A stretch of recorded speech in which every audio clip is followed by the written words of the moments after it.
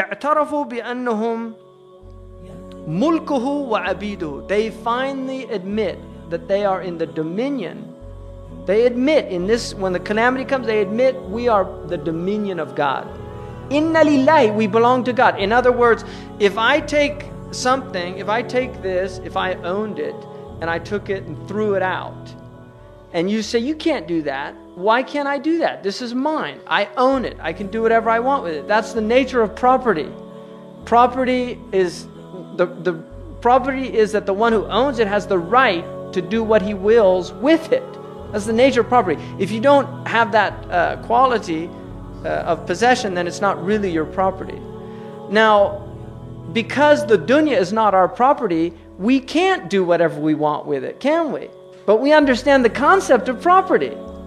This world is the dominion of God, and therefore God can do whatever He wants with it. Now, the nature of, you see, if I have a book and I burn it, and you say to me, you can't do that. Yes, I can. It's my book, and I want to burn it. You shouldn't burn books. Maybe I shouldn't, but I can, and you can't stop me by law.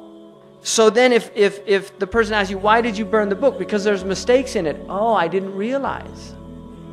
Now I've explained myself, and now it makes sense to you. This is Musa and Al-Khidr, right?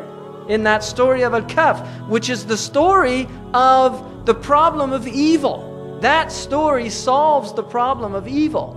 Because Musa is looking with the eye of the outward, and everything he sees is wrong. But when it's explained to him by a servant who was given knowledge of Allah subhanahu wa ta'ala, suddenly the Musa is saying, I didn't realize. Now I have an explanation. Well, what happens on Yawm al-Qiyamah? Allah tells us in the Quran, He explains it all to us. And then everybody's going to say, now it makes sense. The difference between the believer and the kafir is in this world we're saying, we know it makes sense, and we're willing to wait until the day of judgment to have it explained. Because we trust Allah. They're saying, no, it's wrong. How do you know? You don't have all the information. You cannot make a judgment about a thing unless you completely understand that thing. Al-hukmu ala shay'in far'un an tasawwurihi. To judge a thing is only one aspect of conceptualizing the entirety of that thing. It's a principle in logic. And that's why a judge has to know all the facts. If you prejudge, it's called prejudice. And it's considered to be a moral vice, to be prejudiced. So we cannot prejudge God. We don't have that right to do that. We cannot prejudge Allah subhanahu wa ta'ala, because Allah subhanahu wa ta'ala is the one who knows all things. وَمَا أُوتِيتُم مِّنَ الْعِلْمِ إِلَّا قَلِيلًا. And as for you, you have only been given a small amount of knowledge. But I will end this by saying, read history. These are not bad times. Muslims shouldn't be so negative. There's been much worse times. I mean, there's aspects that are bad about this time, and certainly one of the greatest calamities of the time is that we don't have a lot of people of knowledge anymore, and we don't have levels of deen and things like this. But just in terms of outward dunya calamities, this period is nothing if you read history. It's nothing. The real calamities of this age are spiritual calamities. They're not worldly calamities. So what we should be, if we're going to weep over the calamities of the age, we should be weeping about the loss of iman, about the lack of religion, about the lack of spirituality. We shouldn't be weeping about all this stuff we see out there, because it's just not that bad. I'm sorry. And if you think it is, you haven't read history. Things have been much worse.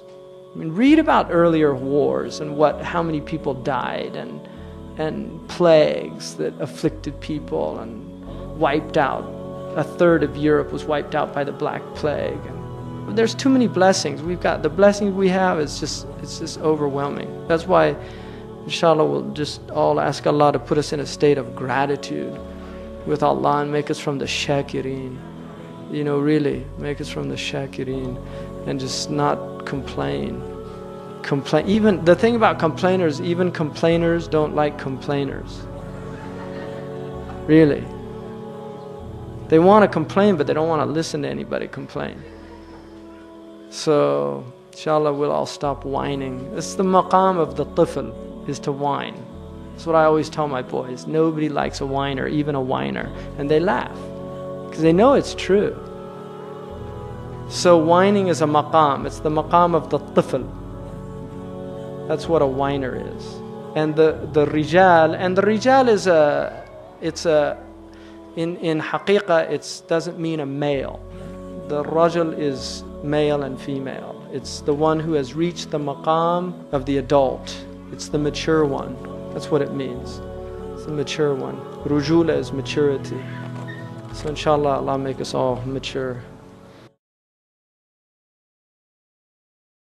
محمد سيد الكونين والثقلين والفريقين من عرب ومن عجم. محمد سيد الكونين والثقلين والفريقين من عرب ومن